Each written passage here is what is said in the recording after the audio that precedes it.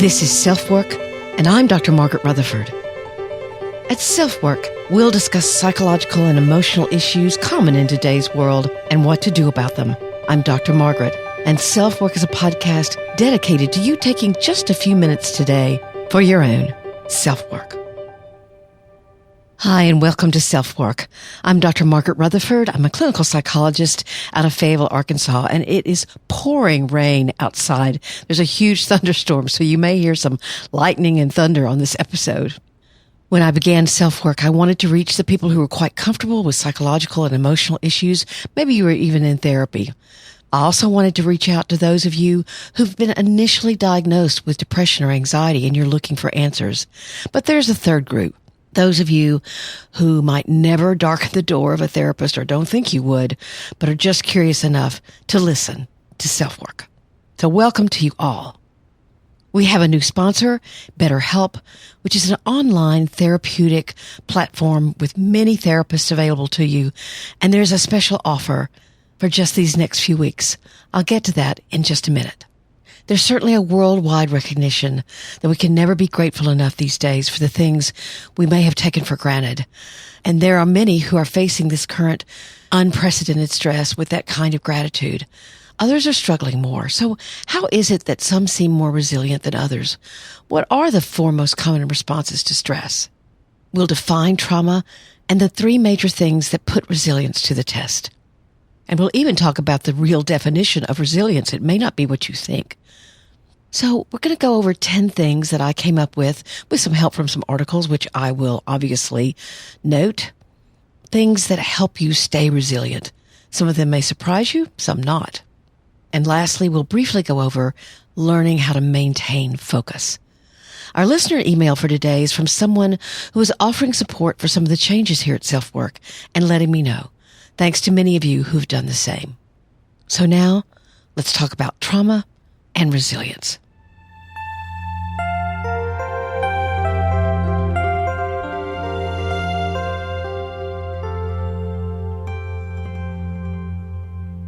Trauma is a word that many people shy away from, as if calling something traumatic infers that you're weak or frail, that you'll be defined as a victim. So what is the definition of trauma? It's actually an event or an experience that has happened to you that is far outside normal an experience and is frightening or terrifying or extremely emotionally painful. Certainly COVID-19 and its emergence worldwide is traumatic. In fact, how do the stressful characteristics of war line up with what we're going through right now? I read an article in Psychology Today by Dr. Michael Matthews, which will be in the show notes, and he named 3 characteristics of war that challenge resilience. What are they? Unpredictability, intensity, and unknown duration. That's definitely where all of us are now. And so in a way, the fact that it feels like we're in a war is normal.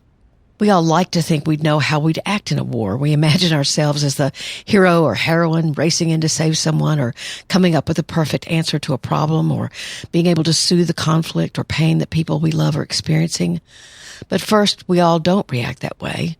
And second, so much of our response to stress and trauma depends on 2 things: the severity of the stress itself and its intensity, and also if there were mental health issues before the trauma that could be a problem. We found this out from soldiers, some of whom develop PTSD and more, and some who do not. And those were the 2 factors that were most important. Actually, there are 4 responses to adversity or trauma that I found, again, using military research, that I thought was fascinating as far as any kind of stressful situation that we may come across, especially, though, a traumatic one, a fire or tornado, a shooting, whatever, not just COVID-19. And there are 4 responses. 1 is the development of pathology, or basically mental illness, invulnerability, resilience, and personal growth. We're going to briefly go over the first 2. Let's talk about pathology, symptomatology. Actually, research shows that 15% of people are likely to develop mental and emotional issues as a result of trauma. And actually, these symptoms might be quite new to them. They can develop substance abuse, depression, suicidal thinking, anxiety, certainly, PTSD or post-traumatic stress disorder, where there are flashbacks and nightmares. You can have hypervigilance and arousal, often becoming more isolated and irritable. Your emotions can either be very erratic, but you can also feel very flat, like nothing matters. But again, this is 15% of people. As a therapist, I always look for what is relatively stable in someone's life when they come in for treatment. Maybe they're physically in really good shape, but emotionally not so, or the other way around. Or they're going gangbusters professionally, but struggling spiritually. I hope for at least one area that's stable. And yet, sometimes almost every aspect of someone's life is affected by whatever they're facing. And that makes it more difficult to heal or even think rationally. You're trying to balance on a stool that's missing one or two of its legs. So trying to get one of those legs back functioning again is vital. And that can involve diverse kinds of work, medication, exercise, meditation, mindfulness, social connection, so many things, even therapy. Of course, the fact that 15% of people may actually develop mental illness or have mental illness reemerge because of trauma is a large number when you think about the numbers of people being affected by this pandemic.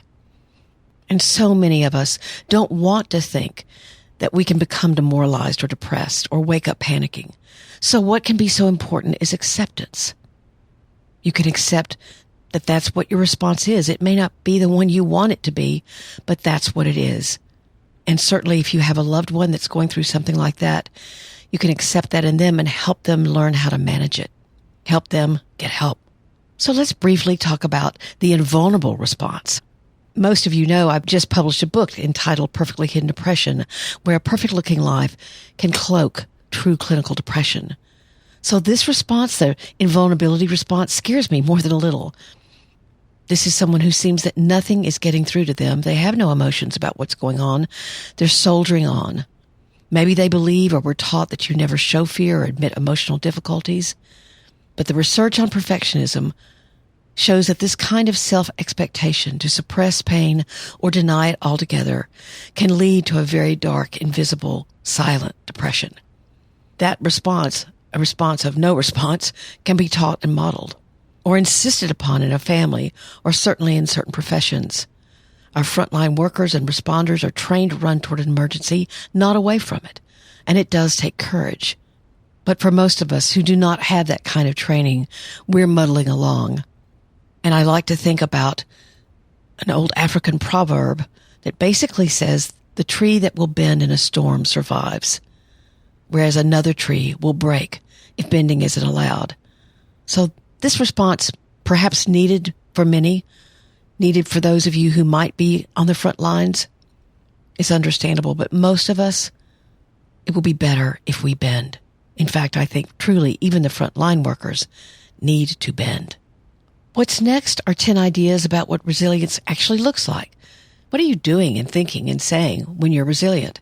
But first, there's a message about a special offer from our new sponsor, BetterHelp.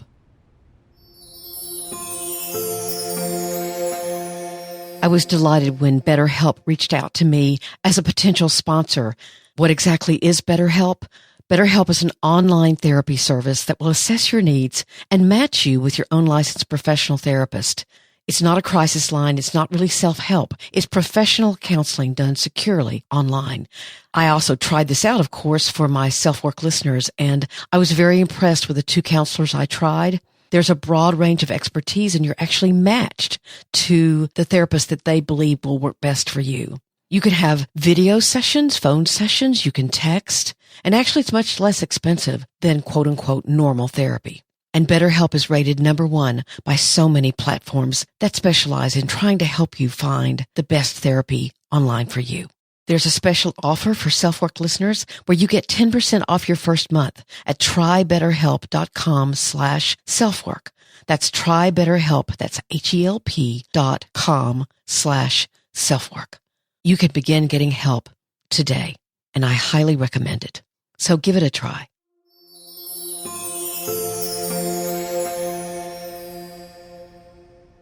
Now, let's talk about resilience. This response is one I think that many will turn toward. What is resilience?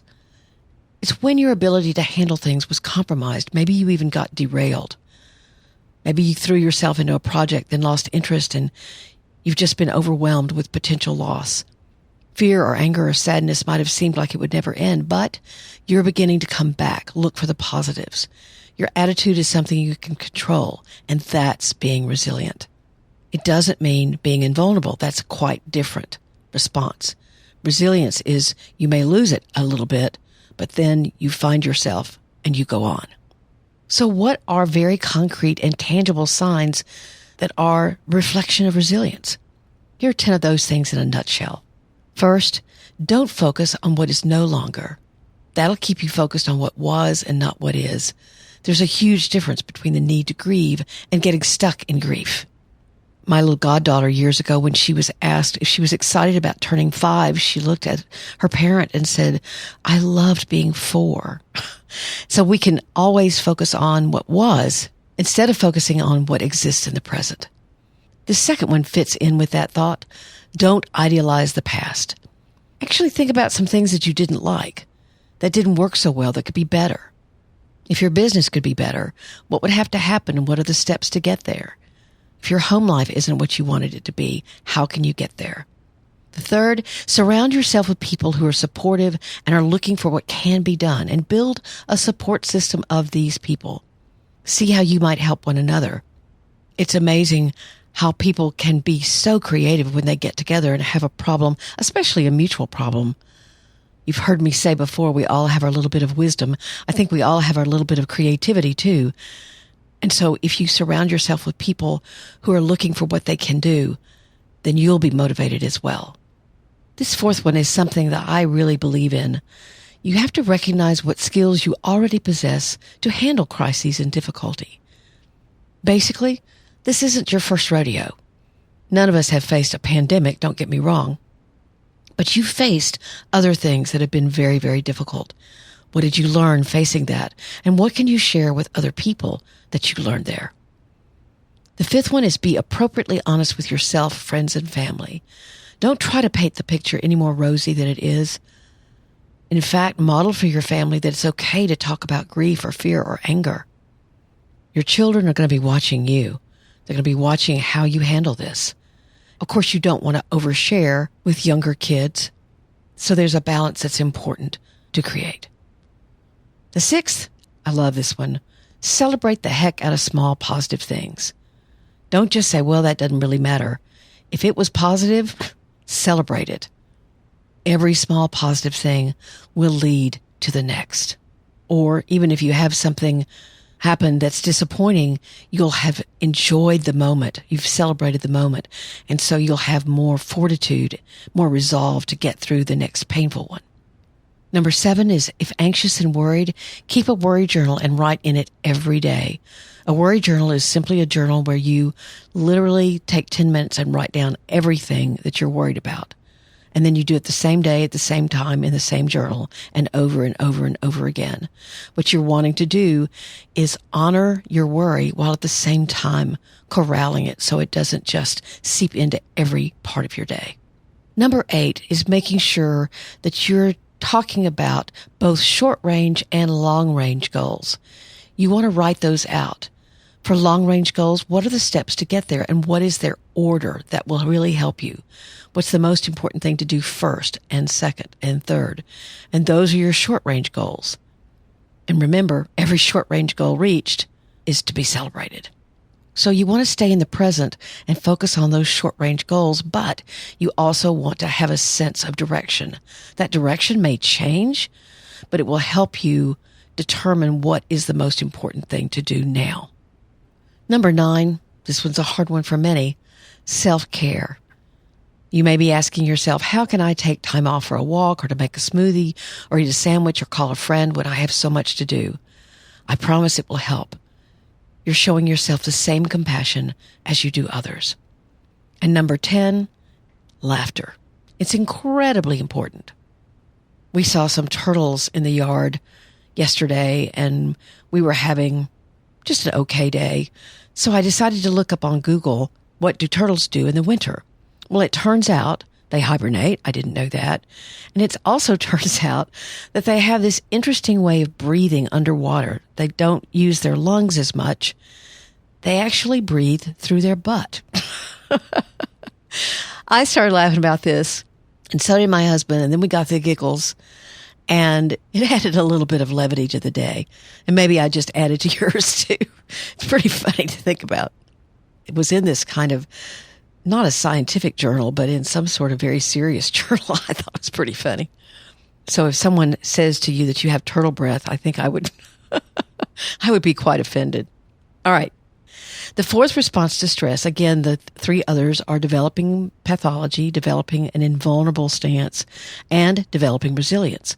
So what's the fourth one? What else do we have to talk about? I love this Maya Angelou quote. She said, "I can be changed by what happens to me, but I refuse to be reduced by it." I'll say that again. I can be changed by what happens to me, but I refuse to be reduced by it. What astounding words.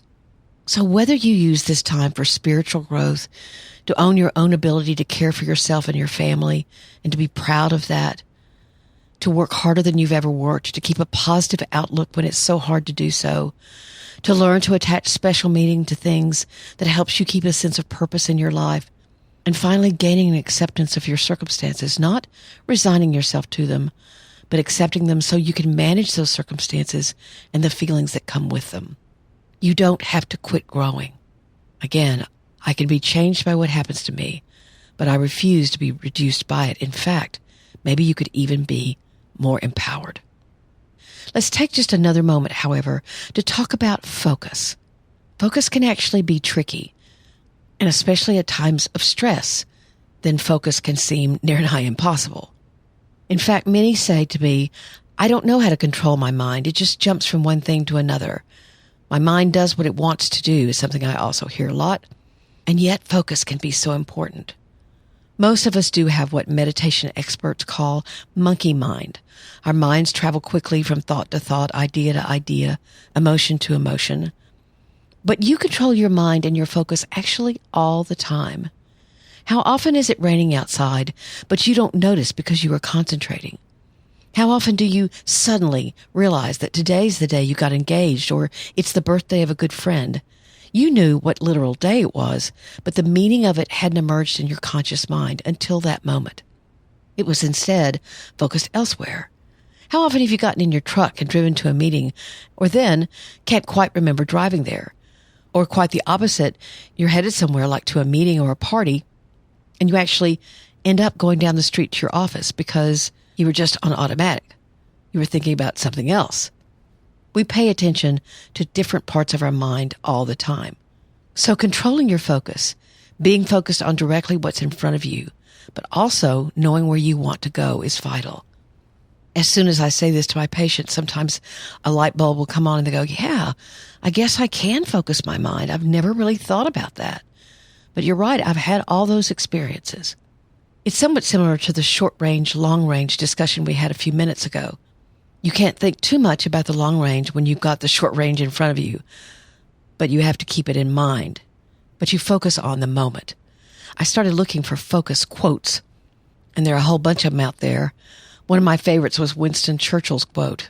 This is going to make you laugh, I hope. "You're not going to get where you're going if you stop and yell at every dog that barks along the way." I thought that was pretty amusing. But this is my personal favorite. I liked it so much, I actually put it in my book. The author of the quote was talking about writing, but I believe it's true of life. Here's the quote. "It's like driving a car at night. You may never see further than your headlights, but you can make the whole trip that way." Let me say that again. It's like driving a car at night. You may never see further than your headlights, but you can make the whole trip that way. When I visualize that, I realize how true that is. All we have to see to keep going is to just be able to see the next few feet.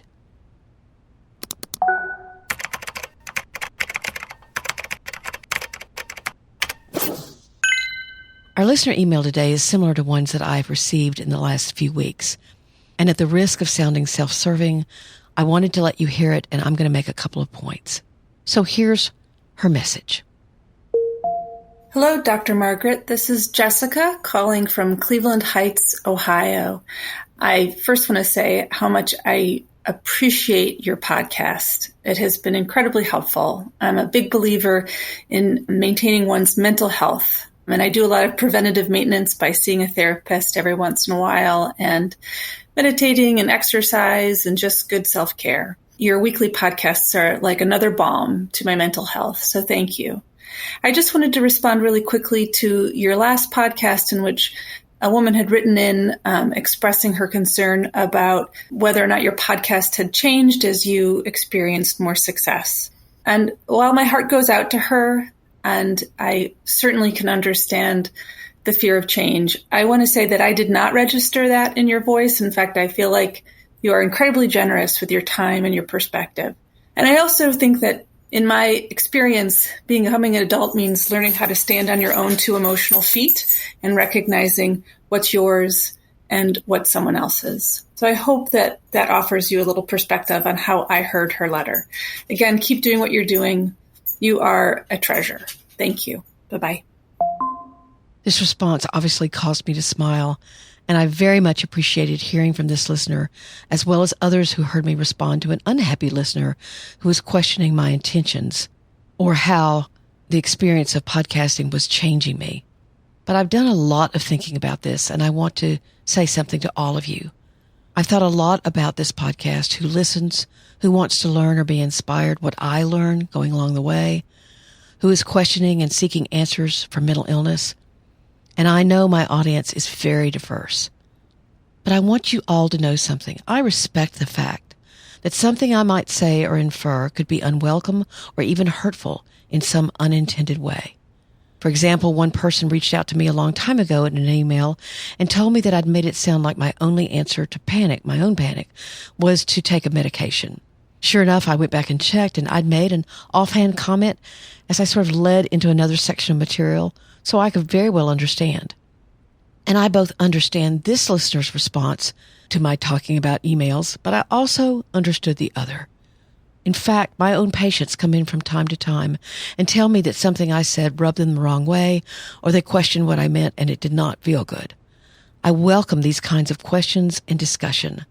I learn as a person and as a therapist. For me, there isn't a right or a wrong here. So I appreciate both commentaries, and I will continue to welcome them as long as they're given or offered in a good spirit. So thank you to all of you for being here.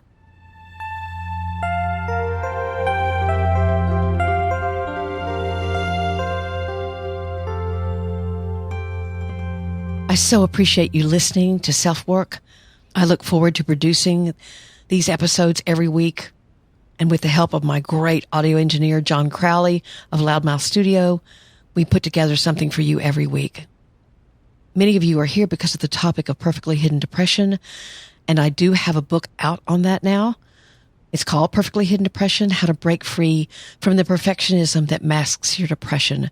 And it's available at Amazon, Barnes & Noble, or if you want to really support your local bookstore, which might obviously be suffering a bit now, you can go in and order it from them. And it's available in ebook. I'm beginning to get lots of responses to it. Of course, I may not hear from people who don't particularly care for it, but the responses I am getting, are, especially the exercises, are very helpful because there are over 60 of them. And I did try to talk about short range and long range goals. I did exactly that in writing the book. Every exercise is a short range goal, but the whole book is very long range. There are plenty of ways to get in touch with me. My website is drmargaretrutherford.com, and you can subscribe there. And what happens is, one, you get a little free ebook I wrote several years ago, but two, you also get subscribed to my newsletter, meaning that you will receive one newsletter from me every week, giving you the links to both my podcast and my weekly blog post. So it's a really easy way of keeping in touch with me. And I don't bother you, I promise, other than that. I have a Facebook page. It's Dr. Margaret Rutherford, and I post things there that I like or read that I think are smart or even brilliant, and let you know them or I think are funny, as well as my own pieces. I'm also over on Instagram, and I just this morning started a new little thing I'm going to do Monday, Wednesday, and Friday on Instagram. I'm calling it Morning with Dr. Margaret or Dr. M. I like morning. I actually got rained on today, and so I did it right after that, and I look a mess, but that's okay. You're going to catch me at 9 o'clock in the morning, no matter what I look like or where I am. That's where I'm going to do it on Monday, Wednesday, and Friday mornings. It'll be on Instagram Live, and I'm just going to have some fun with it. Hope you do too. and hope you'll join me. I also have a Facebook closed group at facebook.com/groups/selfwork. facebook.com/groups/selfwork. So thank you again for being here.